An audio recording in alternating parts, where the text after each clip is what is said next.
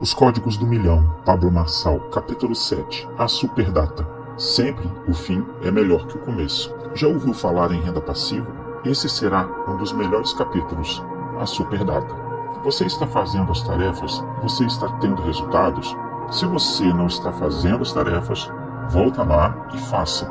Agora, se você quer saber por que é tão ruim fazer as tarefas, eu vou te contar. É porque você resiste a tudo que é natural. Tarefas nada mais são do que trazer à existência o que está na sua mente. Você já viu que na sua cabeça está tudo certo? Daí é só abrir a boca e fica tudo bagunçado. Você não consegue colocar em ordem o que está na mente. Tudo isso é porque você não faz tarefas. O que é a superdata? É a data em que os seus olhos vão se abrir e você terá a tão sonhada aposentadoria. É o dia em que você para de gastar energia para produzir algo, que você para de se preocupar em pagar as contas, porque elas já estão pagas. Tudo fruto de uma tecnologia chamada renda passiva. Você já definiu a sua superdata? A minha é 17 de abril de 2027 às 18 horas, que é o horário em que o expediente acaba para todo trabalhador. Para chegar nessa data, você precisa primeiro defini-la, visualizar, mentalizar, escrever e trazer à realidade. Depois disso, você precisa trilhar os caminhos que irá percorrer para chegar lá. Posso te contar uma coisa? Se você passar para o papel, fizer todos os passos, com certeza a sua superdata chega até mais rápido do que você planejou. Só depende de você. Só que não é apenas colocar a data. Você vai ter que fazer a sua parte, como ler livros, criar renda, fazer curso, conectar-se para ter networking, fazer tarefas e sempre fazer reuniões. Fica em paz que ao decorrer deste livro vou explicar tudo para você. Só não esqueça, é claro, que no meio de tudo isso você terá o seu descanso, as suas férias. Se você é daqueles que acha que tem que aproveitar a vida só depois, você está errado. O desfrute faz parte da caminhada. Ele não é o fim. Por isso, tire férias.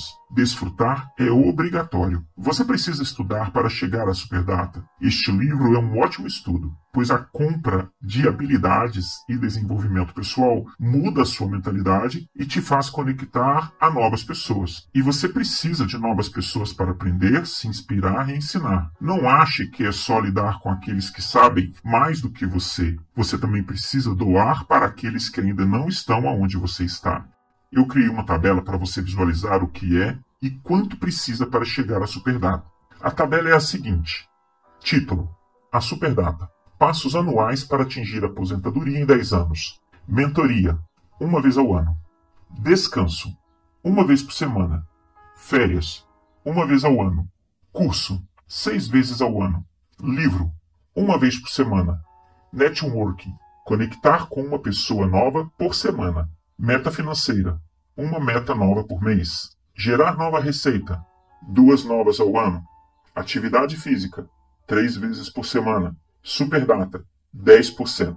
Se você seguir todos esses passos, consegue atingir a sua aposentadoria em 10 anos.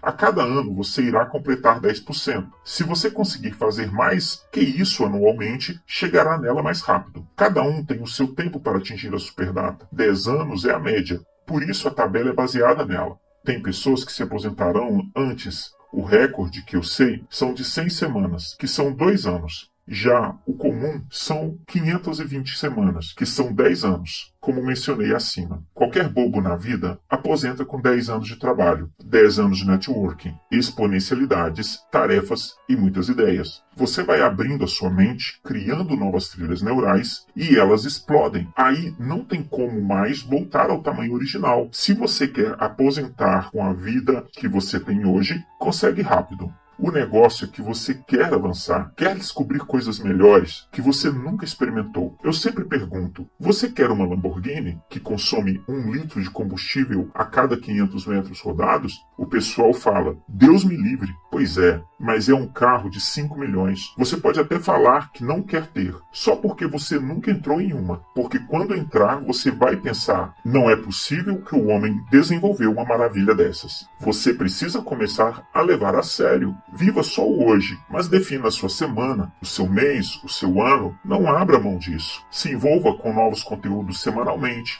Crie uma rotina para você prosperar e fazer a gestão da sua vida. Faça um handover com a sua renda passiva e passe para ela o poder de cuidar de todas as suas outras contas. A palavra handover está escrito em inglês e significa não vou falar. Vai lá no Google e depois volte aqui e continue a ouvir este audiobook. Assim, você já aprende a não depender sempre dos outros, pois você não vai mais precisar gerar recursos, eles já foram gerados e estão sendo reinvestidos e cuidando das despesas. Como funciona isso? Você precisa converter parte dos seus ganhos e aplicá-los. Depois, o que as suas aplicações renderem, você começa a construir de novo uma renda em cima do que está rendendo. E aquilo é reaplicado de novo. Essa reaplicação vai fazer você parar e fazer o dinheiro trabalhar para você. Ainda parece um sonho, não é mesmo? Acorde agora mesmo, pois você já está sonhando, é porque ainda está dormindo. Sonhar é só para os dorminhocos. Os vivos acordados agem. Então, vá fazer tarefas. Tarefa: a superdata.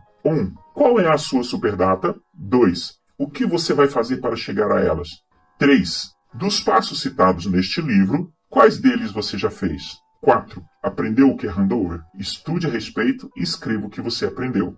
5. Quando foi a última vez que você tirou férias? Se já faz mais de um ano, sua próxima tarefa será marcar a data das férias. Não demore muito, tá? O desfrute é obrigatório. 6. Você já fez mentoria alguma vez? Anote a data da sua próxima mentoria. Caso você não saiba o que é, estude a respeito. 7. Qual é o seu maior sonho? Sabia que você não precisa esperar a superdata chegar para realizá-lo? Registre. Tudo que é registrado tem valor. 8. De acordo com a tabela que mencionei anteriormente, como você irá programar para completar os 10% sugeridos por ela anualmente? Quanto mais você fizer, mais rápido você chega à superdata. Elabore uma tabela, porém agora com uma coluna adicional para anotar os passos, os caminhos que você irá percorrer para atingir a sua meta anual. Não esqueça, seja detalhista, mas não pule nenhuma etapa, não pule nenhuma tarefa. A arte da extração de diamantes, capítulo 8. Como capturar intenções e drives? Você sabia que já fui garimpeiro mirim? Tinha 9 anos. Era garimpo de esmeraldas. Mas achamos diamante lá também. Tinha ouro, rubi, muita coisa. Mas o principal era a esmeralda. Existem técnicas para extração e vou te ensinar a extrair diamante do ser humano. E é simples, através de perguntas. Eu costumo falar muito a respeito disso. E se você quiser mais, tem um vídeo no YouTube falando a respeito. A arte de fazer perguntas, que no caso é como extrair um diamante. Quem não sabe fazer perguntas não consegue chegar a um bom resultado no processo de negociação.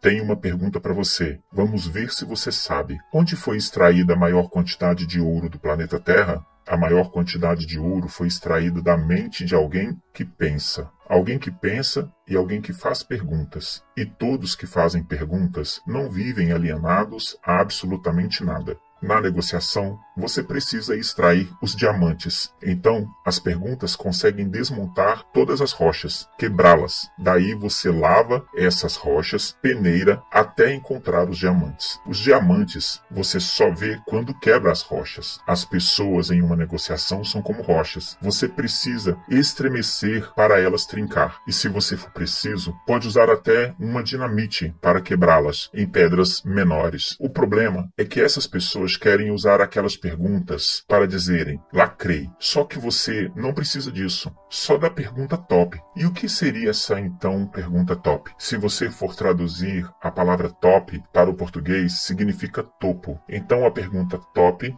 é aquela que está no topo, ou seja, a primeira pergunta que vem à sua cabeça. Simples, não é? Os melhores negociadores do mundo começam muito bem, sempre iniciando falando de assuntos corriqueiros. Fazem perguntas que não estressam e no meio dos assuntos, lavam eles, metem o argumento. Aprenda e tenha cuidado para você não ir direto na pergunta que envolve o negócio. Todas as vezes que me sentei com bons negociadores, sempre iniciamos conversas falando de coisas corriqueiras da atualidade, assuntos irrelevantes ou não, mas que não tinham a ver com o mundo dos negócios. Aprenda isso. Por isso, não precisa ter a melhor pergunta. A melhor é a do topo, a primeira que vem à sua cabeça, aquela que não tem nada a ver Solte a primeira pergunta que vier, sacou? Como você extrai diamantes? A partir da primeira pergunta. Dependendo da resposta, você faz as outras perguntas. Por exemplo, se te pergunto, o que você quer com este livro aqui? Daí você responde, eu quero prosperar. E eu pego apenas a resposta e arrebato. O que é prosperar para você? E você responde, é fazer crescer tudo que eu coloco à mão? E eu respondo, tudo? Mas qual é a área que está ruim na sua vida?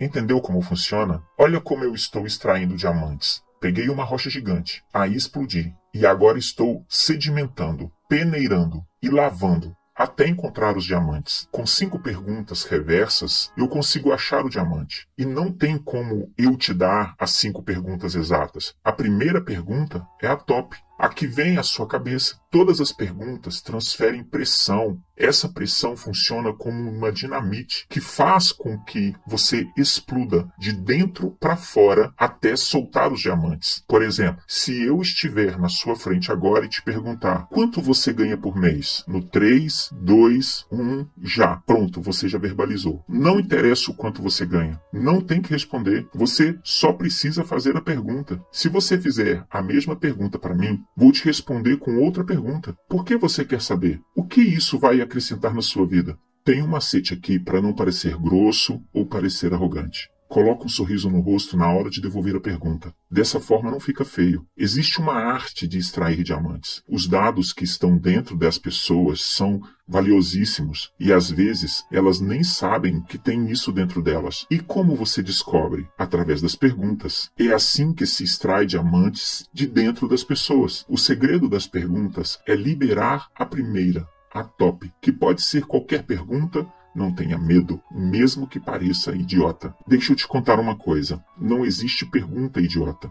A pergunta revela a maturidade de quem faz. Quando a pessoa abre a boca para perguntar, mostra o quanto ela é madura. Por isso não existe pergunta idiota. Apenas pessoas em níveis de maturidades diferentes. Agora será a sua vez de começar a extrair diamantes. Pergunte para o seu cônjuge, por que você se casou comigo?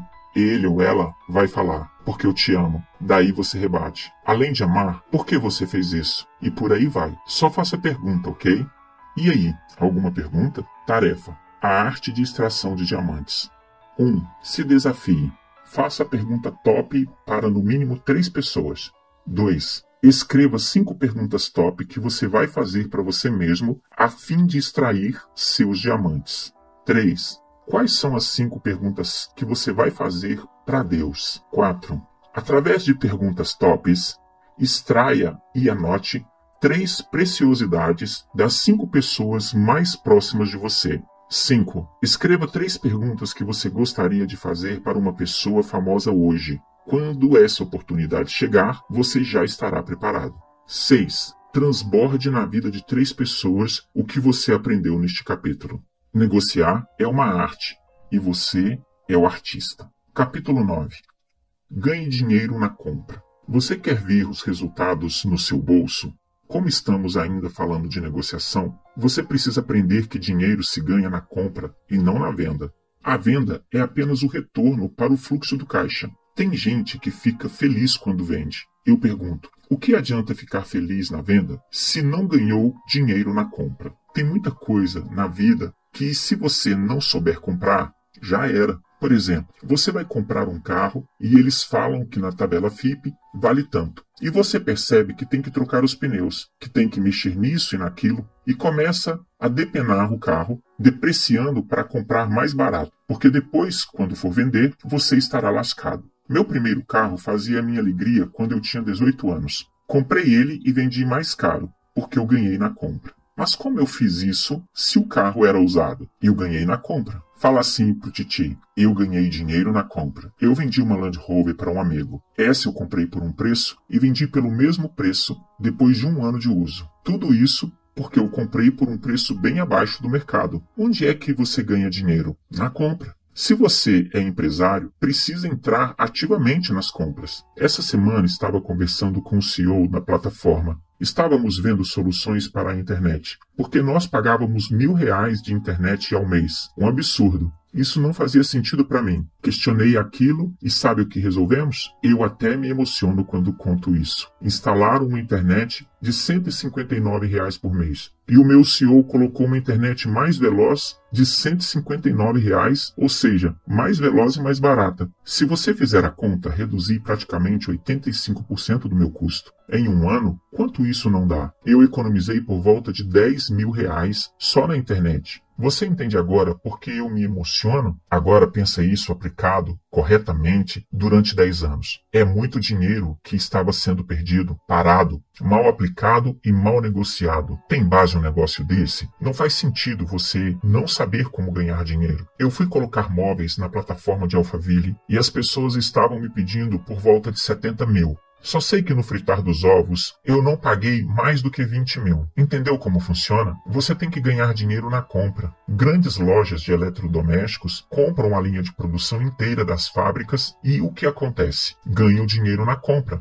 Por isso conseguem vender aqueles tão baratos. Chegam nas marcas e pedem 10 mil geladeiras. Lógico, eles vão dar um bom desconto. Este é o segredo. No meu curso, no método IP, tem famílias que trazem 11, 20 pessoas. Teve família que bateu o recorde. Foram 44 pessoas de uma só família. Foi o caso de uma empresária que mudou de vida, trouxe o marido e falou assim: vai ter que ir todo mundo nisso. E sabe o que eles fizeram? Mandaram no preço, porque ganharam na compra. São empresários gigantes. Eles entenderam de negociação. As pessoas, quando sabem ganhar dinheiro e entendem das coisas, elas colocam pressão, dinamites e explodem na compra. E o que é a compra? É aonde eu ganho dinheiro de verdade. O seu dinheiro vale mais na sua mão do que na mão dos outros. Ou seja, o meu dinheiro vale mais na minha mão. Quando você o entrega na compra, você perdeu a oportunidade. Você tem que comprar muito, mas tem que comprar barato. Negociar é uma arte e você é o artista. Certa vez pedi para fazer um andar no estoque em uma indústria nossa. E o cara orçou em 4 mil só de ferro. Eu fiz os cálculos e era para colocar por volta de 2 toneladas de jeans. Fiquei indignado com o valor. Eu peguei e fiz o projeto de madeira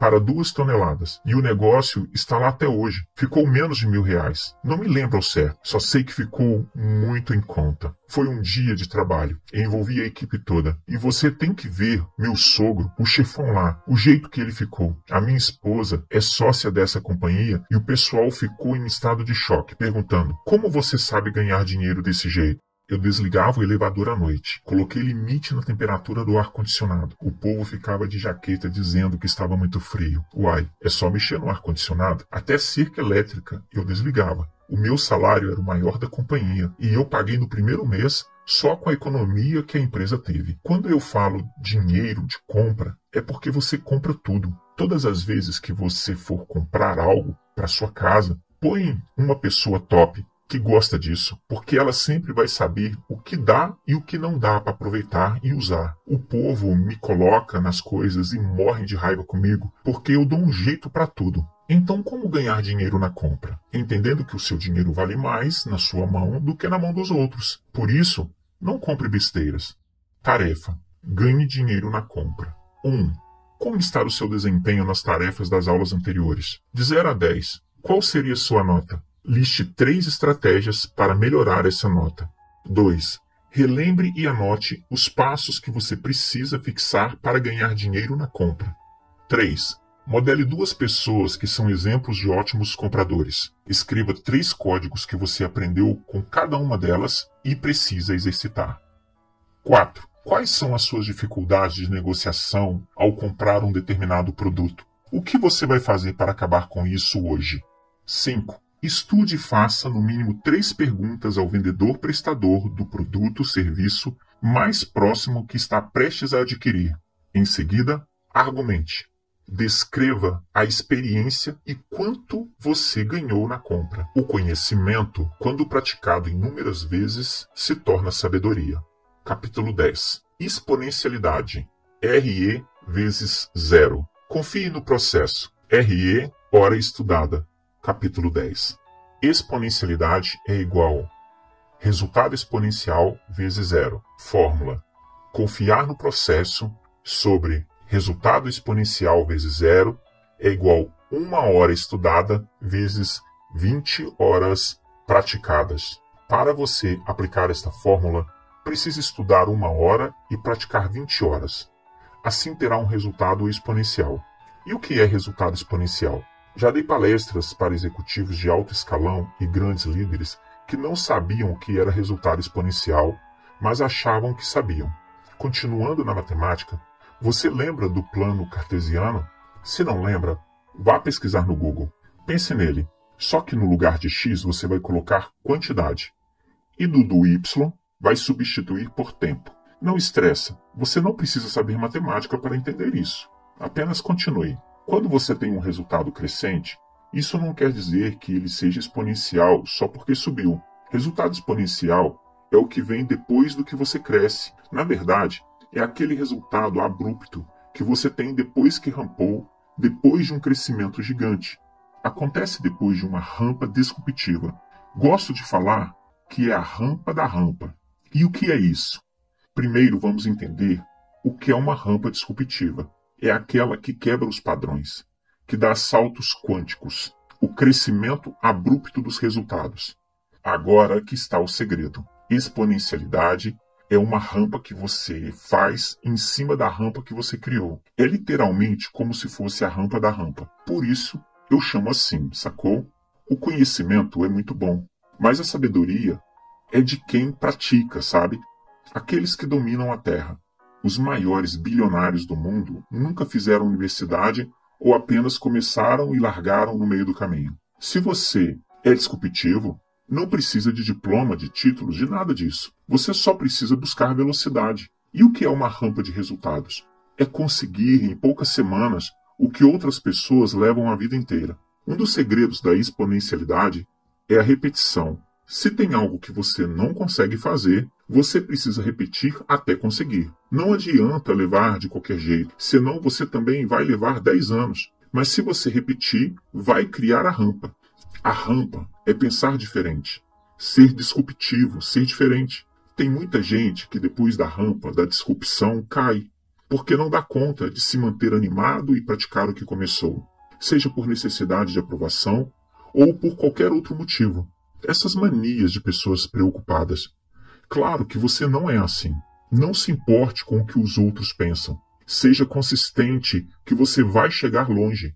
A exponencialidade é a rampa da rampa. Você precisa primeiro ser disruptivo para depois ser exponencial. Você pega o impulso da rampa e continua rampando. Esse impulso é o que dá uma guinada, senão você não sobe. A maior locadora do mundo hoje não é mais, pois não quis migrar mesmo sendo o maior do mundo. Não teve sensibilidade para entrar na rampa da disrupção. Eles eram a maior locadora de vídeo do mundo e o que aconteceu? Não existe mais. Esse negócio de taxista vai deixar de existir. Agora é a vez do Uber, que também pode deixar de existir e vai chegar a vez dos carros autônomos. Você precisa acompanhar isso. O seu negócio precisa acompanhar isso, senão ele também vai deixar de existir. Tem um método que você estudou na escola que são 30 horas estudadas para 1 hora praticada, ou seja, é o contrário. Por isso você não avança na vida. Chumbaram o conteúdo em você e não te ensinaram a praticar nada. O método resultado exponencial vezes zero pode ser aplicado em qualquer área. Você pode trocar a hora por minutos. O importante é saber que todo o conteúdo assimilado precisa ser praticado 20 vezes mais. Sacou?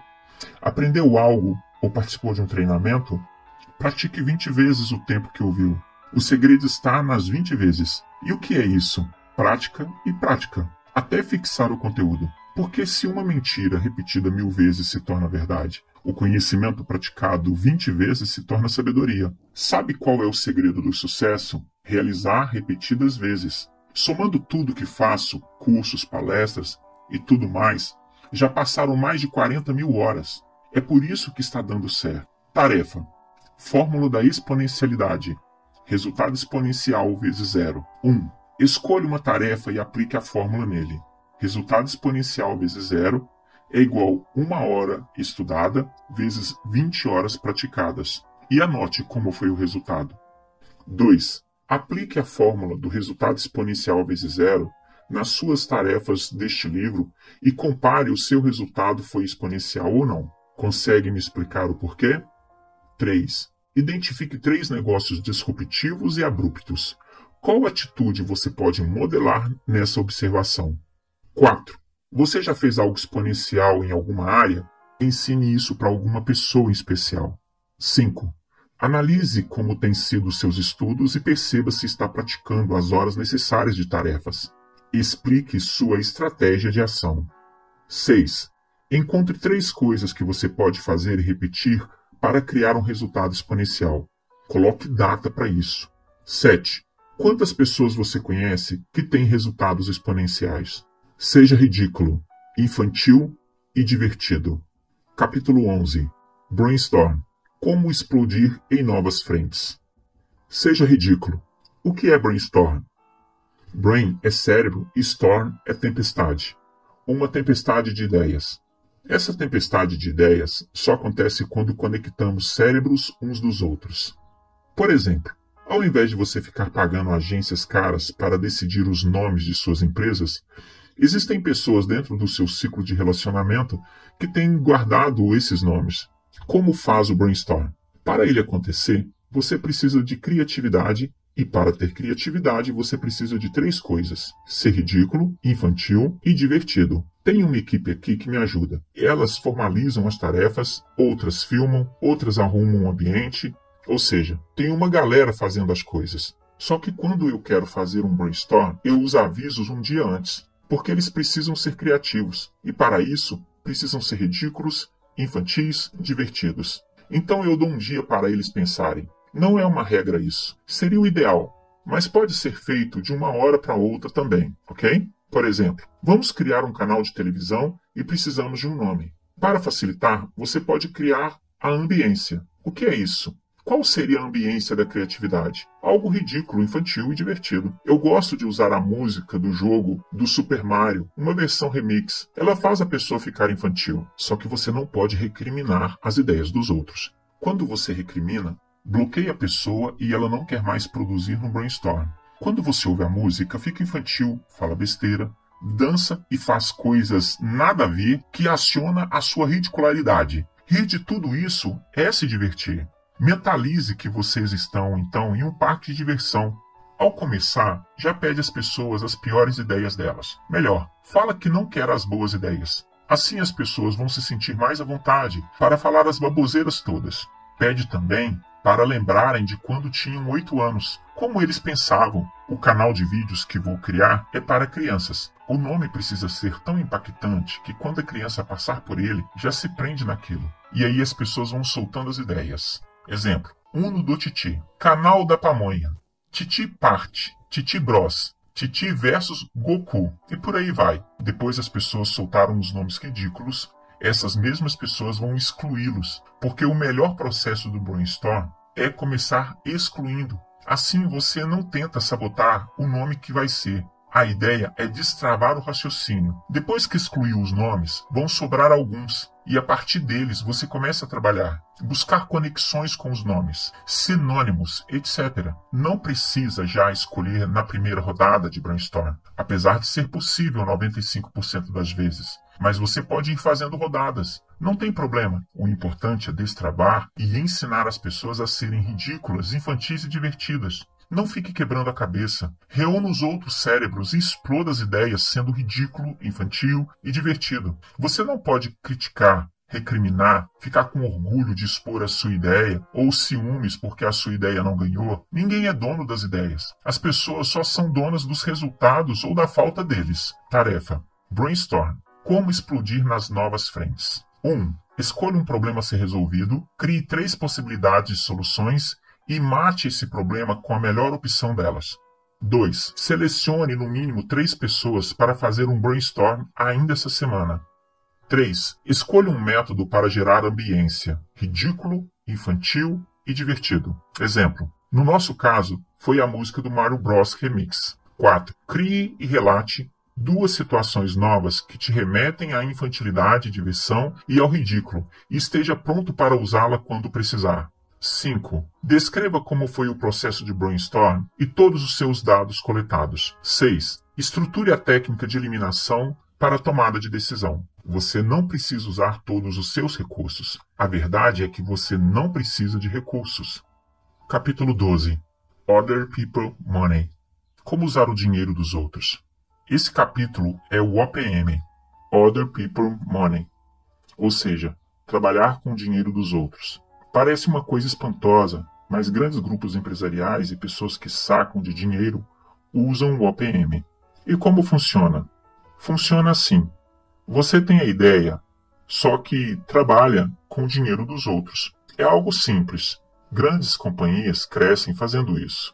O problema é que você aprendeu que tinha que juntar o seu próprio capital e investir o seu próprio dinheiro. Se você tem 1 milhão para investir em um negócio, ou consegue a carta de crédito do BNDES de 1 milhão, a dica de um consultor financeiro legítimo será para você aplicar em uma coisa bacana, em um fundo que te dá até 1,25% ao mês. 1% já está top, pois o percentual acima desse montante é monstruoso, que nesse caso é de R$10.000 por mês, e vai fazer você ganhar uma linha de crédito abaixo de 1%. Olha o que louco, você entendeu? Vou explicar melhor. Em vez de você pegar o seu 1 milhão e investir em um negócio que tenha possibilidade de dar certo, você vai pegar o valor que iria investir no negócio e empregar esse dinheiro em algo que te rende acima de 1%. Caso você pedir o dinheiro emprestado, use essa linha de crédito que cobre abaixo de 1%. Vamos lá, você pegou 1 milhão e aplicou 1% ao mês, que está rendendo R$10.000 e precisa pagar uma linha de crédito a 0,4% ao mês.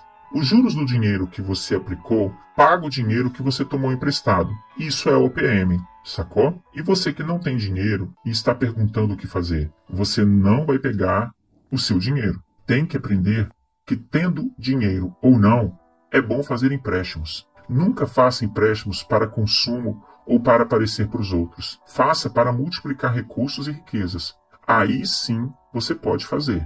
Existem 3 tipos de pessoas: as que têm recursos e não sabem o que fazer, as que têm ideias e não têm recursos, e por último, as que não têm ideias e nem recursos. Tem uma galera que ganha dinheiro de forma automatizada e não sabe prosperar naquilo ali. Não tem uma ideia massa para alavancar esse dinheiro. Muitos herdeiros são assim. Quase 80% deles são desse jeito. Têm dinheiro e não têm ideias. Tem a turma do nós temos a ideia, mas não temos dinheiro. Tem também a maior parte da turma que é não tenho ideias e nem tenho dinheiro. Quem é dessa última turma tem que trabalhar para os outros. Se você tem uma ideia, mesmo que a princípio pareça ruim, só vai saber se colocar em prática e matar logo ela. Como matar uma ideia? Fazendo a tarefa, agindo. Se der errado, você coloca uma ideia melhor no lugar. Tem muita gente querendo a sua ideia, precisando ver só ela sair da sua boca para seguir você. Lembre-se, você sempre será um exemplo bom ou ruim. Para que servem os exemplos ruins? Para você aprender aquilo que não deve fazer. Só isso. As pessoas que têm dinheiro e que não têm ideia estão precisando de você. As grandes companhias do país cresceram com dinheiro público. Você precisa entender isso. É por isso que eles usam dinheiro público. E por que eles usam dinheiro público? Simples demais. Porque você não usa. Você não sabe pegar. Você não tem uma ideia. Não usa o seu networking para conectar as pessoas e poder pegar o recurso. Se o seu pai tem dinheiro na poupança, tem que rodar o OPM nesse negócio. Dinheiro na poupança tem ano que não cobre nem a inflação. É ridículo. A dica que te dou é: abra seu coração para o OPM. Eu nunca aceitei isso até que um mestre de finanças me ensinou. Se você tem uma ideia de negócio, pode ir atrás, que tem gente com dinheiro procurando pessoas como você. Quando eu comecei a falar de investimento, percebi quantas pessoas não sabem nada disso. Não entendem e nem sabem o que fazer com o dinheiro. Hoje mesmo, rodeado de pessoas com muito dinheiro, ainda tem uma galera que não entende nada de investimento. Pessoas batalhadoras que construíram seu império, mas não sabem o que fazer com o dinheiro. Nas tarefas de OPM, você terá que identificar 10 pessoas da sua convivência. Entre elas, encontre 2 que têm dinheiro e que não têm ideias, 3 que têm ideias e não têm dinheiro, e o restante serão aquelas que não têm nem ideia e nem dinheiro, as que só trabalham para os outros. Assim você vai descobrir em qual desses perfis você se encontra.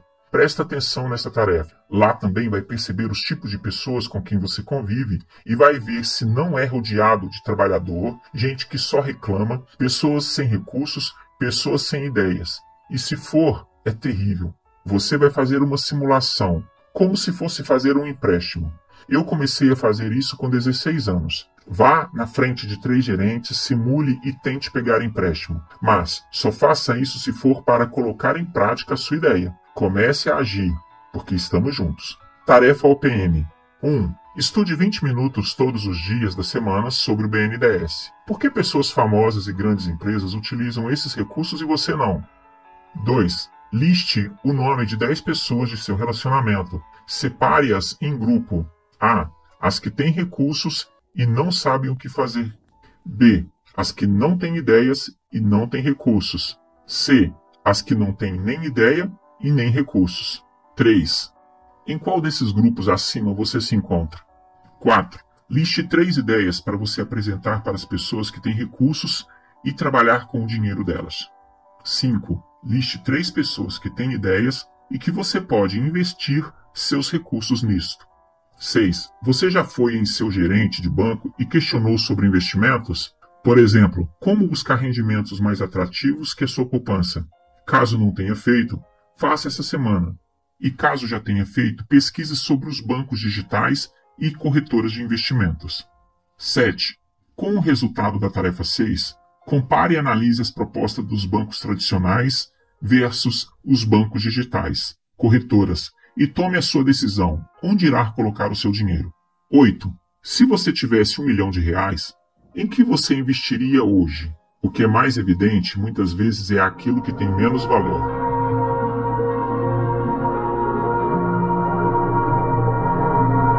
Os Códigos do Milhão, Pablo Marçal, capítulo 13. Os 3 capitais. Dinheiro é só uma camada fina.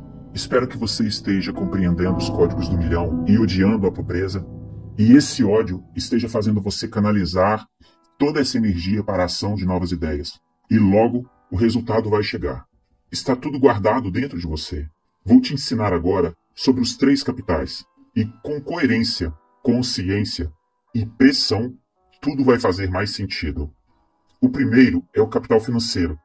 Aquele que todo mundo acredita que precisa, só que tem pessoas que têm negócios e não têm dinheiro. Elas conseguem até quebrar o negócio. O segundo capital é o intelectual. Se trata daquela pessoa muito inteligente, que tem brilhantes ideias, porém não faz nada com elas. E o terceiro capital, que para mim e para outros gurus de finanças também, é o mais poderoso de todos. É o capital emocional, porque com ele, até sem dinheiro, você consegue prosperar em tudo que estiver disposto a fazer. O importante é reconhecer qual deles você possui e o que pode fazer para conquistar os outros. Lembre-se, você pode contratar especialistas para esses assuntos. Nas minhas empresas, por exemplo, eu contrato pessoas com aptidões que eu não tenho, ou que tenham melhores do que eu. Assim, o meu time fica completo, entendeu? Se atente para construir em você muito capital emocional, pois se você não tem o capital emocional, você pode ser inteligente e ter dinheiro, porém em algum momento vai dar problema. Você vai ser traído por suas emoções. Eu já escrevi um livro sobre esse assunto, O Destravar da Inteligência Emocional. É praticamente um guia sobre como dominar seu cérebro e suas emoções. Foque em ter no mínimo 65% da sua capacidade em capital emocional. Ele é, sem dúvida, o mais importante. Tem empresas que do nada quebram. Você nem acredita. Vou te contar um segredo. Empresas não quebram por conta de falta de capital financeiro. Empresas só quebram por um motivo: falta de capital emocional. A falta de dinheiro não faz uma empresa quebrar, mas o que causa esse desfalque no caixa é o capital emocional. Para gerar resultados em dinheiro, você precisa do capital emocional. Ele é o que está por trás, o que sustenta os outros. A primeira camada é mais fina. Infelizmente, é aquela que todos se apegam mais. É o capital financeiro. Depois vem as ideias, o cara do conhecimento. E quase todos, inclusive você, até ontem, acreditava que a última camada seria a do emocional. Até ontem, porque agora aprendeu quem realmente aguenta o tranco e ele não será mais visto como a última camada, e sim como a mais importante, que é o capital emocional. Quem tem capital emocional não fica bobinho quando tem muito dinheiro e muito menos se apavora quando não tem. É aqui que está o segredo. Tem um estudo americano onde eles pesquisaram vários continentes e perceberam que as pessoas entregam apenas 9% do capital emocional nas companhias onde trabalham. Elas fazem isso geralmente porque não veem oportunidade no plano de carreira da empresa ou não sentem que estão sendo potencializadas e aproveitadas. Por isso, elas colocam um limite de entrega para a empresa. Os funcionários não acreditam que é possível crescer nas companhias, ou mesmo que podem abrir seus próprios negócios e o cérebro para economizar a energia dessas pessoas. E isso as travam. E a entrega é de somente 9% de conteúdo emocional. Empresas boas conseguem reter talentos por até 10 anos. Elas criam planos de retenções como uma maneira que todos se sintam presos e totalmente dependentes delas. Se você proporciona um crescimento a uma pessoa, ela começa a entregar tudo. Ela chega a entregar 90% do capital emocional. Não tem empresa que não cresce assim. Por isso que o Google é um ambiente completamente aberto e divertido. A pessoa tem que estar com o emocional conectado, ela tem que babar de vontade de querer fazer parte da equipe. Tem que fazer seu funcionário cair para dentro, entendeu? Imagina 10 anos colhendo apenas 9% do capital mais poderoso, que é o emocional. A empresa acha que está ganhando. Na verdade, tomou uma ré que nem imagina. Se ela estivesse nessa pessoa, para que ela fique apenas 1 ou 2 anos lá e explodisse emocionalmente, ela iria entregar até 90%. Qual o benefício disso? Essa pessoa irá entregar resultados que você nem imagina. A empresa iria ficar disruptiva. Pablo, mas eu nem sou empresário. Você não é ainda. Na verdade, você já é, mas ainda não tem a empresa. Primeiro você é, depois você faz e, consequentemente, você vai ter. Ser, fazer e ter, entendeu? Você precisa internalizar isso e aprender. Já te ensinei isso anteriormente. Pessoas envolvidas emocionalmente entregam tudo, entregam até o espírito. Estão envolvidas com o propósito, porque o espírito é o que mais fala do propósito. A alma fala do governo e o corpo fala de tudo que é químico de nossas reações e emoções. Por isso, ela precisa estar envolvida. A pessoa tem que se entregar no negócio. Que parada é essa de capital emocional? Se tem dinheiro, ele segura a onda e você fica idiota. Se está faltando dinheiro, ele não deixa você ficar medroso e assim continua focado. Afinal, você confia em Deus e em você e no seu potencial. Por isso já acorda com sangue nos olhos, querendo morder até a faca. Você vai para cima. O outro é o capital intelectual. Você precisa investir nele. Por isso, não pare de estudar e aplicar o que você está estudando. Aplique, porque se não usar, vai dar obesidade cerebral e isso é terrível. Eu olho para algumas pessoas e as enxergo em um patamar. Por exemplo, gente que quebra demais, elas têm pouco capital emocional porque vão para outra empresa e lá quebram novamente. Só porque essas pessoas colocam o capital financeiro em primeiro lugar. Uma empresa não precisa quebrar. É só diminuir o tamanho. Ou seja, tem 100 funcionários, passa para 30. Terceiriza um monte de etapa que não está tendo fluxo e acabou. Agora, o que de fato quebra uma empresa é a lerdeza da mente. Faltou dinheiro, não matou uma ideia nova e não conseguiu, nas emoções, fazer essa gestão. Aí a empresa quebra mesmo. Se você percebeu que a empresa está caminhando para essa quebradeira, passa dado de graça para outra pessoa. Alguém que vai prosperar e vai fazer funcionar novamente. Dos 3 capitais, qual é o mais importante? Vamos para as tarefas? Tarefa, os 3 capitais. 1. Faça uma avaliação do percentual dos 3 capitais existentes: financeiro, intelectual e emocional, que existe em você. Lembre-se, a soma total deve dar 100%. 2. Desenvolva 3 ações para potencializar cada um dos 3 capitais e registre tudo. Sempre coloque uma data para matar a ideia. 3. Como você reage com este capital emocional quando existe falta de recursos financeiros? 4. Pesquise e liste pelo menos 3 ações de lazer que o Google promove para seus colaboradores. 5. Crie um ambiente a fim de enriquecer o capital emocional da sua equipe. Por exemplo, aqui nós jogamos Uno várias vezes por semana. Alguns bancos digitais possuem piscina de bolinha no centro do seu prédio. E você faz o que a sua empresa ou na sua casa for possível. 6. Faça um downsizing, ou seja, redução do tamanho, na sua empresa ou na sua casa. Compartilhe com 2 pessoas o que você aprendeu com essa atitude. Você é o melhor negócio para se investir. Capítulo 14. 5 passos do dinheiro. Em qual passo você está? Pegue esse código. Estudar é diferente de escolarizar. Estudar sobre dinheiro é algo que ninguém te ensina. Na verdade, nenhuma instituição educacional ensina. E, na maioria das famílias, educação financeira não está na lista de prioridade. No meu curso Método IP, eu me deparo com advogados, contadores e corretores que não entendem de dinheiro. Finanças é uma das coisas que não se ensina na faculdade. Nem pode, né? Porque se ensinar isso na faculdade, as pessoas prosperam. As pessoas gostam de me perguntar: qual é a melhor empresa para se investir? E eu respondo: na sua. Ah, mas se eu não tenho empresa? Então, você não está investindo no melhor negócio que existe, e é a sua vida. Se você não está construindo algo para você, para a sua família, para quem vem depois de você, tem algo errado. Não está investindo no melhor negócio. Por isso você precisa estudar sobre dinheiro. O que acontece com quem não estuda? Entra em qualquer negócio ruim. Sabe aquele cunhado que chega na sua casa e te oferece um bom negócio? Então, você cai porque é um otário disponível. Finanças não é dinheiro, é gestão. Estudo desde os meus 12 anos de idade e nunca parei ou fiquei sem ler sobre o assunto. Uma dica que te dou é: vá entender sobre finanças, porque mesmo entendendo, você vai dar uma patinada em alguma coisa. Então precisa estar aprendendo sempre.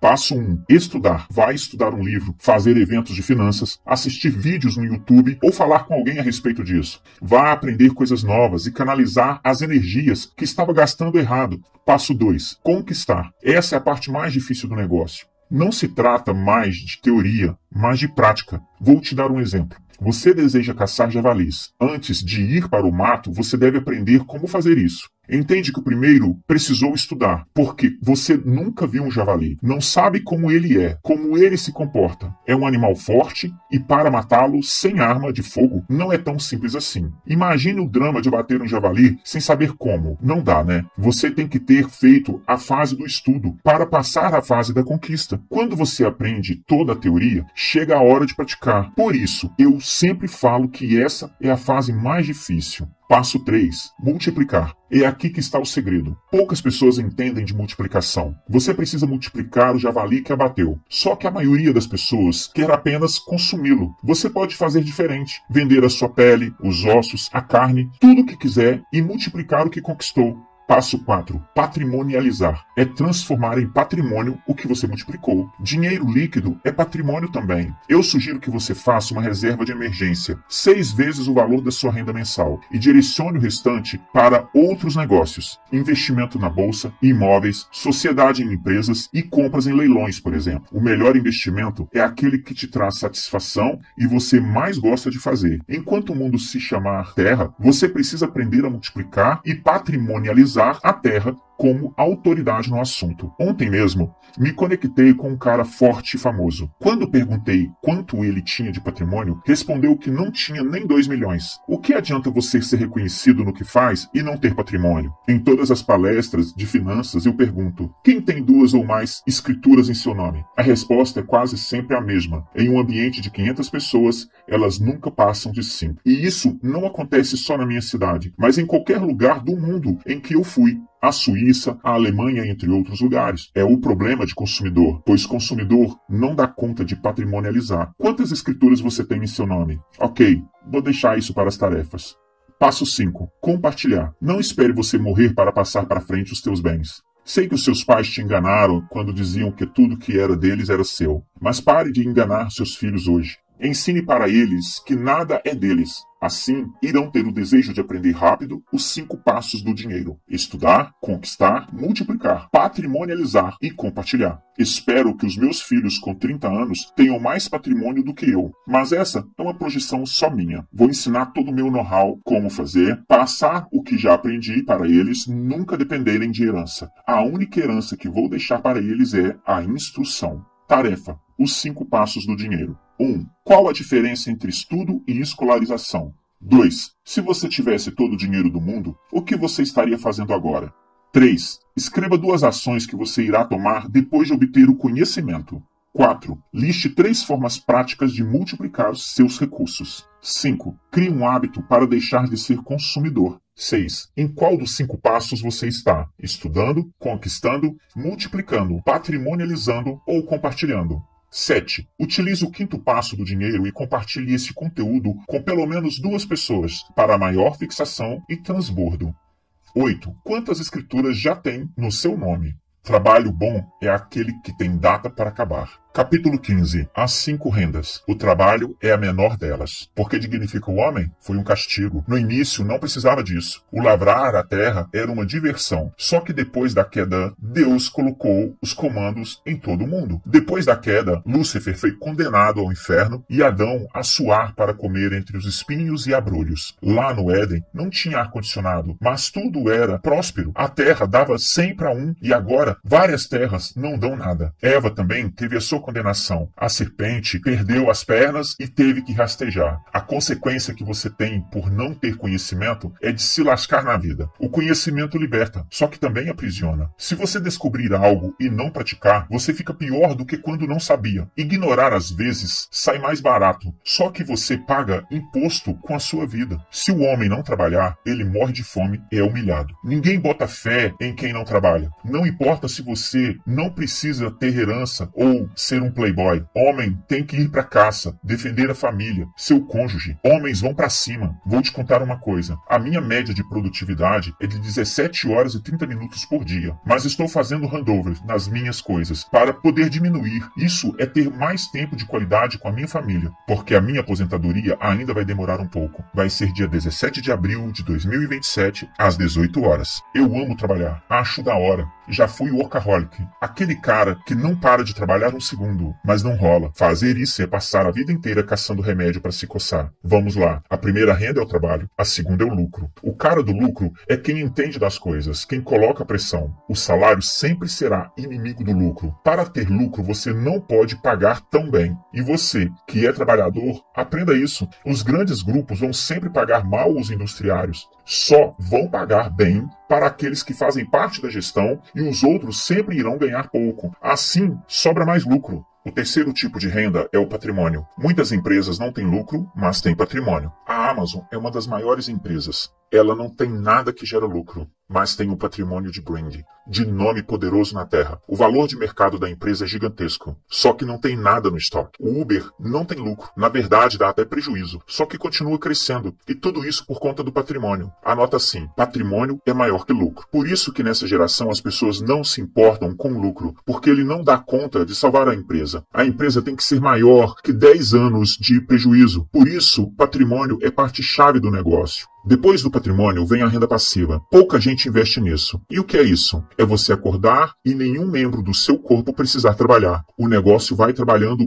no automático. Renda passiva é um fluxo. Quanto mais água você solta, mais peixes vão subindo. A renda passiva são os peixes. Qual a diferença entre renda passiva e renda ativa? Na renda ativa, como o nome já diz, você está ativo. Você coloca a mão na massa. Por exemplo, você vai fazer um curso online, a primeira turma será uma renda ativa, porque você está desenvolvendo o curso e gravando as aulas. A partir da segunda turma, essa renda será passiva, porque o curso vai rodar no automático. Em 2018, dei mais de 300 palestras. É uma vida que eu não quero mais hoje. Só que para chegar até aqui, eu precisei insistir sem parar. O que as pessoas levam 10 anos para atingir, com a renda passiva, você atinge em 1 ano. Depois da terceira renda passiva, o pau quebra. Acorda e não precisa de depender de mais nada. E não é vida de preguiçoso, é desfrute. E por último, vem a renda eterna. Anota assim, tudo que você investe em pessoas, você está investindo em Deus. Quando você investe em uma pessoa, não tem como calcular o seu retorno. E se você não tiver esse valor, não funciona. Esses dias estava fazendo negócio com novos sócios e perguntei para eles, qual o seu propósito? E um deles respondeu, eu quero me aprimorar. E eu falei, para isso você não precisa estar neste negócio. Você pode melhorar sozinho. E ele falou, eu quero alcançar pessoas, por isso estou neste negócio. Aí sim, falamos a mesma língua. Não mexa com gente que não esteja focado em servir pessoas. Isso é renda eterna, é aliança com Deus. Recapitulando, salário é inimigo do lucro. Lucro é inimigo do patrimônio. O patrimônio, se não estiver gerando renda, é inimigo da renda passiva. E a renda passiva te deixa em paz para investir em pessoas. E isso é renda eterna. Tarefa, as 5 rendas. 1. Identifique os 5 tipos de renda citadas. 2. Qual a diferença entre renda passiva e renda ativa? 3. Salário, lucro, patrimônio, renda passiva e renda eterna. Em qual situação você se encontra? Defina o seu próximo passo, coloque data e quais tarefas irá realizar para alcançá-lo. 4. Qual a diferença entre salário e lucro? Elabore um plano de ação para sair do salário e ir para o lucro. 5. Qual o percentual do seu lucro você transformou em patrimônio nesses últimos 10 anos? 6. Identifique no mínimo 3 fontes de rendas ativas e coloque data para que elas se tornem rendas passivas. 7. Identifique no mínimo 3 fontes de rendas eternas e coloque datas para executá-las. Não se preocupe em como fazer, apenas faça. O importante é começar e entrar em movimento. Capítulo 16. Oportunidade versus atitude. Cavalo arreado passa só uma vez. Mentira. Cavalo arreado são as oportunidades e, se você quiser, pode ter muitos, sabia?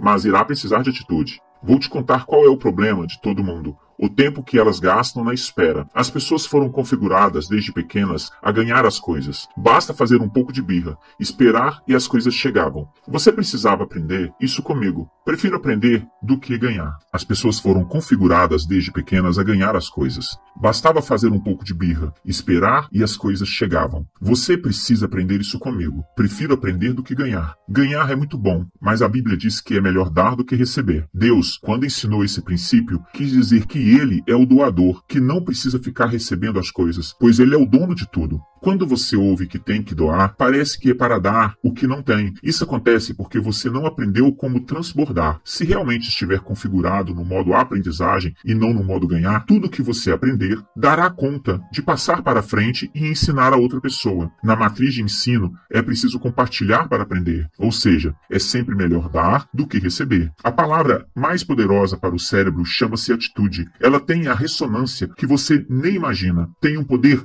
energético que você nem faz ideia. Atitudes não são vazias, elas precisam existir. E quando eu me movimento, mudo meu pensamento, eu atraio aquilo que eu quero. As atitudes atraem oportunidades. Tem gente que fala, perdi a oportunidade da minha vida. Não tem como você perder algo que você nunca teve. Coloca isso na sua cabeça. Se não foi contabilizado, não tem prejuízo. Não existe prejuízo se não tiver entrado no seu caixa. Novas atitudes fazem você ter novas oportunidades. Por exemplo, quando vim para São Paulo, meu custo fixo mensal teve um aumento em 8 vezes. Meu estilo de vida mudou. Para isso acontecer, eu tive que tomar várias atitudes pesadas. Envolveu gastar 8 vezes mais do que eu estava acostumado. Essa atitude começou a abrir um mar de oportunidades. Falar no evento do Gary Vee, que teve aqui em São Paulo, ser vizinho das famílias mais influentes do Brasil e fazer novas conexões com multimilionários e bilionários. Não adianta copiar minhas atitudes. Você precisa cair para dentro, nas que fazem sentido para você. Eu acredito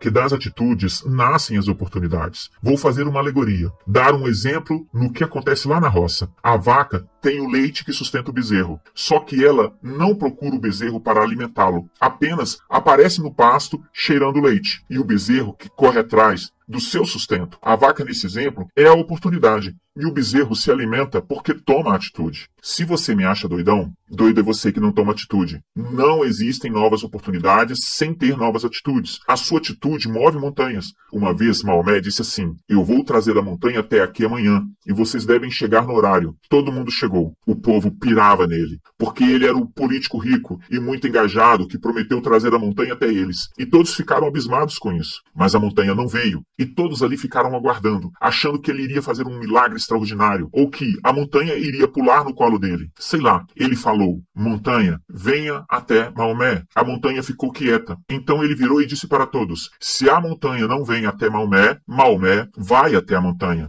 E todo mundo pirou, aplaudiu e tudo mais. Parece uma besteira essa história, mas ela é louca demais. Se você prometer que algo virá até você e isso não vier, vá atrás desse negócio. Eu acredito, assim como Jesus falou, se você tiver fé do tamanho do grão de uma mostarda, você vai conseguir transportar os montes de lugar.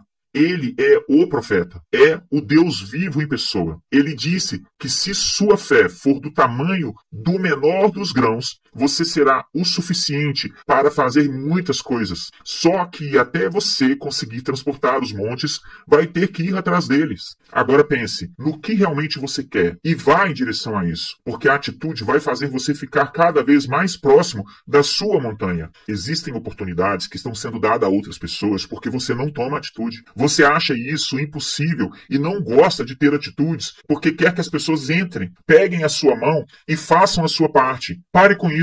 Decida logo. Ter atitudes diárias. Vencedores fazem diariamente o que derrotados fazem ocasionalmente. Nunca deixe de ter atitude. Você tem que agir todos os dias, incansavelmente. Quais atitudes você ainda não tomou? O que deveria ter tomado? Tarefa.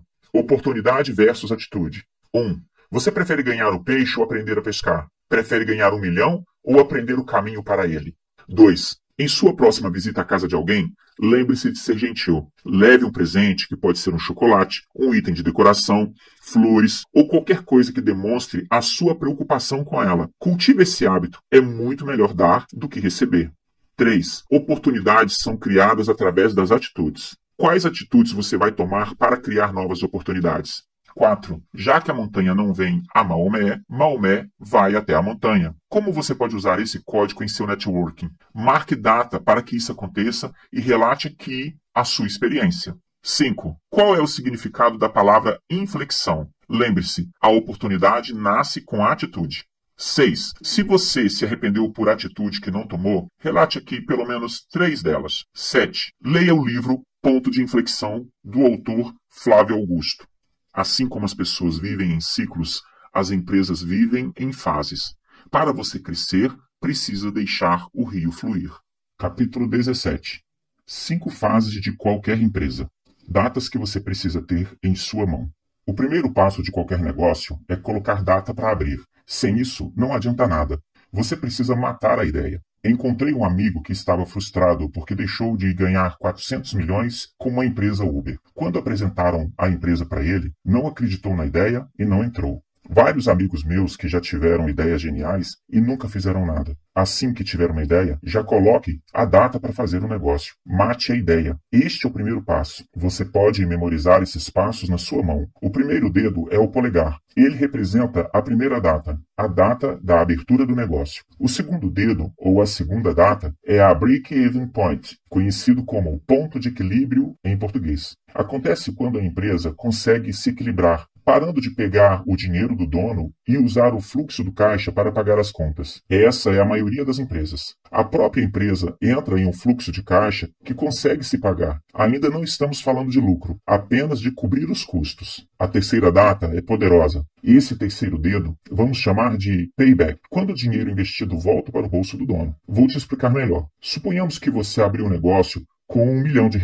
Precisa ter claro e calculado o ponto de equilíbrio e o payback, dia em que o 1 milhão volta para você. Abrir o negócio, dá um fôlegozinho de uns 6 meses. Dali para frente, programe os boletos para receber de volta mensalmente, porque você precisa achar gordura dentro da empresa para retirar o que foi investido. Primeiro, abrir a empresa, matar a ideia. Segundo, break-even point, ponto de equilíbrio, onde ela se sustenta sozinha. Normalmente isso acontece depois de 6 meses. Terceiro, payback, que geralmente ocorre em 2 anos. Tem negócio top que devolve o capital investido em 12 meses. Hoje, eu ouvi sobre um negócio que o cara compra e já tem o payback na hora. Vários negócios têm payback muito rápido e às vezes o valor para entrar no negócio é bem inferior ao faturamento. Boas franquias são assim. Te aconselho a pesquisar sobre esses tipos de negócios que surgem milhões a cada dia. A quarta data, que é o próximo dedo, é o passo de contratar o CEO. No Brasil, essa prática ainda é pouco conhecida. As pessoas acham que elas têm que tomar conta da empresa até morrer. O diretor executivo, o CEO, é a autoridade máxima na empresa, quem faz o negócio acontecer. Tem carta branca para tocar o terror. Ele faz a apresentação de resultados e o dono da empresa pode curtir adoidado. Eu espero que você chegue logo nessa data. Você que já é dono de uma empresa, ou logo vai ser, deve instalar esse drive. Contratar o CEO assim que a empresa se sustentar sozinha. Eu já contratei um CEO com 32 anos de idade e estou terminando de fazer o handover, passar o bastão para ele. Ele toca a empresa e eu curto a vida doidado. É duro, eu sei. Você quer morrer tomando decisões da sua empresa, mas não precisa. Por que contratar o CEO? Contrate um cara mais experiente que você, mais safo que você e que consegue levar a empresa para mais longe que você. E não vai precisar ficar ensinando a vida inteira. Precisa ser um cara que você confia, alguém que vai te deixar fora do operacional para você criar novas coisas. A empresa vai ficar mais profissional e organizada. O CEO vai cortar seus defeitos, que são aparentemente pegar no seu pé, e dirigir o seu negócio. Sua empresa vai alavancar e crescer mantendo a essência. A quinta data é melhor fase de todas, representada pelo dedo mínimo. Acontece quando você vende o seu negócio. Às vezes, me sento com donos de startups e vejo que eles não têm data para vender o negócio. Então fico com pesar, pois é um povo apaixonado por coisas. Não adianta se apaixonar pelo negócio. Dessa forma, ele não prospera. Apaixone-se em servir as pessoas e qualquer coisa que colocar à mão, você vai prosperar.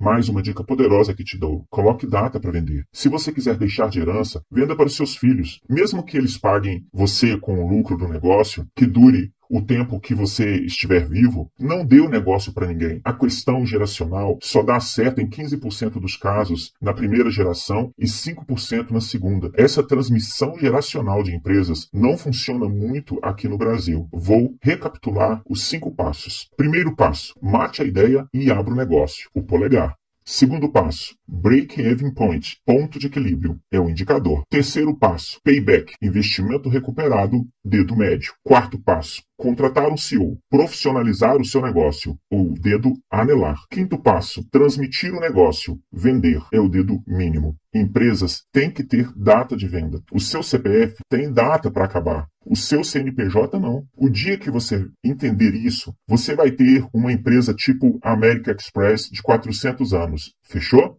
Tarefa: 5 fases de qualquer empresa. 1. Quais os 5 passos de uma empresa? Anote num papel à parte. 2. Qual a importância de um CEO dentro de uma companhia? Escreva 3 benefícios de ter um CEO. Terceiro, todo bom negócio tem que ter data para acabar, ou seja, para passar adiante. Fazer o handover. Qual a data de venda ou sucessão da sua empresa? 4. A porcentagem de sucesso de uma empresa familiar é cada vez menor. Por isso, monte uma estratégia de venda ou sucessão para uma empresa familiar. 5. Estude 3 maneiras de deixar a sua empresa ou a sua casa ainda mais automatizada.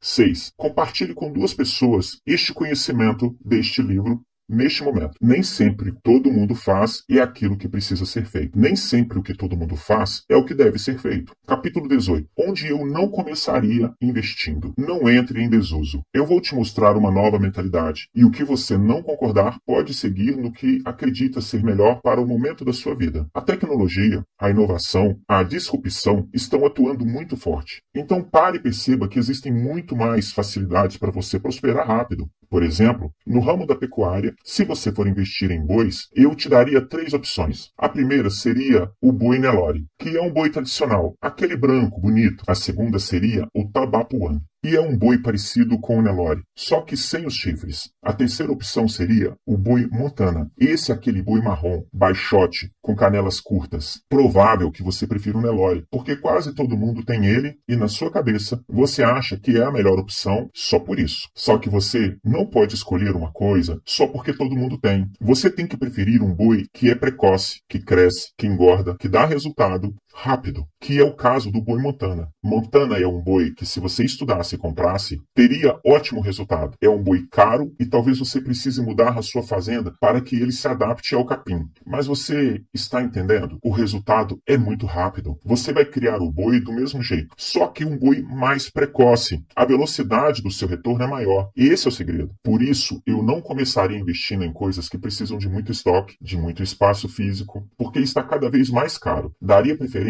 para coisas sob demanda, onde eu faço por demanda e entrego por demanda. Por exemplo, se você fabrica roupas, pode ter um estoque gigante e ir acabando com ele ao longo do tempo, ou trabalhar com estoque reduzido. Você também tem a opção de tirar pedido, mandar fabricar e entregar. Nesse caso, você pode até terceirizar para ir mais rápido. Um estoque pode ser dividido em 3 tipos: gigante, razoável e sem estoque, sendo que sem estoque é o melhor de todos. Cuidado com o estoque. Para mim, dinheiro de estoque fede. Demora para voltar ao circuito. É um negócio que eu não investiria de jeito nenhum. Outra coisa que eu não investiria é um negócio que tem muita gente. Jeff Bezos tem uma frase que diz: uma equipe que não pode ser alimentada por 2 pizzas é grande demais para discutir ideias. Você acha exagero? Eu vou voltar lá na empresa de telecomunicações que trabalhei quando liderava 1.100 pessoas. Os portugueses que compraram parte da empresa perguntaram para mim: quantos analistas você tem? E eu respondi: 16. E eles anotaram no caderno assim: a partir da nossa gestão, esse executivo só terá um analista. Eu questionei e eles responderam: porque isso dá para fazer por sistemas. Eu olhei para eles e confesso que eu olhava para portugueses achando que não sabiam nada, porque a gente sempre fez piadas com eles. Mas posso te falar, os caras são feras. Fizeram uma das maiores implantações de sistemas na companhia na época, porque tinha gente demais para fazer as mesmas coisas. Cuidado com o estoque e o número de pessoas, para não mostrar ineficiência. Por isso, eu também não investiria em um negócio que não tem sistemas, pois você não consegue escalar e para um negócio crescer precisa disso. Se for muito manual, você também não pode investir. Pode ser a maior empresa do mundo. Se estiver focada em conceitos tradicionais e antigos, vai entrar em desuso. O maior exemplo disso é a Kodak. Ela foi uma das maiores indústrias de inovação do mundo. Enquanto Thomas Edison inventou a câmera fotográfica, George Eastman inventou o filme fotográfico. Só que um engenheiro que trabalhava na Kodak inventou a máquina digital e a família Eastman não o deixou mostrar para ninguém. Quando explodiu esse negócio, eles não surfaram na onda dessa invenção. A Blockbuster era a maior locadora de vídeo do mundo e quebrou. A Kodak era a maior empresa de inovação do mundo, principalmente em filme fotográfico, e quebrou. Eles esconderam a máquina digital porque faturavam bilhões com filmes, com líquido de revelação de imagem hospitalar e mais tantas outras coisas. Sem contar que trabalhar com o digital era algo que não queriam. Isso teve um preço muito alto. Como não acompanharam o processo, acabaram perdendo para a própria inovação. Não guarde suas ideias. Elas só têm valor quando são executadas, e é melhor ser você o autor. Outra coisa que eu não começaria investindo seria coisas burocráticas, aquelas que têm baixo lucro e precisa rodar uma roda gigante para você ver o retorno, como é o caso da cadeia alimentícia. É algo muito bom, mas o lucro é baixo. Eu conheço uma distribuidora do Brasil, a maior delas, que entrega para quase todos os supermercados e fica com apenas 1% do lucro. Só acaba compensando porque são bilhões de faturamentos. Mas, se alguma coisa der errado, você quebra, porque tem apenas 1% de lucro como margem. E isso é muito arriscado. Se você ainda não entendeu, eu não começaria investindo em coisas tradicionais. E por quê? As vendas das lojas físicas estão caindo 5% todo ano. Já as lojas online estão crescendo 10%. E o que você acha disso? Então, essas são as minhas dicas de negócios. Não quer dizer que de onde você está, eu não investiria e que está proibido investir. Acompanhe o desenvolvimento e perceba se as pessoas estão querendo esse tipo de negócio. Então, essas são as minhas dicas para você começar a abrir o seu bloco de investimentos. Por isso expliquei onde eu não começaria investindo. Tarefa: onde eu não começaria investindo. 1. Pesquise e liste 3 empresas que não trabalham com estoque físico. 2. Você conhece alguma empresa que trabalha com um número reduzido de colaboradores? Explique por que ela faz isso. 3. Identifique 3 deficiências de uma empresa que não trabalha com sistemas automatizados. 4. Identifique uma empresa que tem um bom lucro e cite 3 características importantes dela. 5. Escolha uma ideia que você tem, faça um orçamento de gastos mínimos para executá-lo e coloque uma data para isso. Você não é o dono da ideia até executá-la, viu? 6. Pesquise na internet e cite um aprendizado para cada uma das empresas que vou passar agora. A. Kodak. B. BlackBerry. C. Xerox.